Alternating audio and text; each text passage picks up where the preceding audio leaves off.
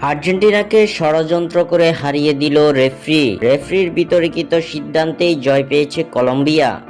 বিস্তারিত জানতে পুরো ভিডিওটি দেখুন এবং খেলার সব আপডেট পেতে সাবস্ক্রাইব করুন আমাদের ইউটিউব চ্যানেলটি ও ফলো করুন ফেসবুক, ইনস্টাগ্রাম ও টিকটকে।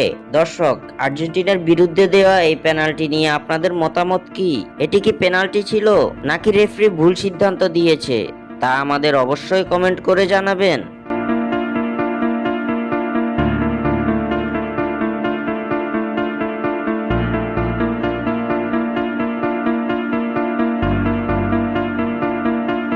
2026 বিশ্বকাপ বাছাই পর্বের ম্যাচে কলম্বিয়ার কাছে 2-1 গোলে হেরেছে আর্জেন্টিনা। শেষ 5 বছরে এটি আলবিসেলেস্তাদের তৃতীয় হার। এছাড়াও এই ম্যাচে জয় তুলে নিয়ে আর্জেন্টিনার জয়রথ থামিয়ে দিয়েছে কলম্বিয়া। সেই সাথে 2024 কোপা আমেরিকার ফাইনালে হারের প্রতিশোধ নিয়েছে হামেস রদ্রিগেজের দল।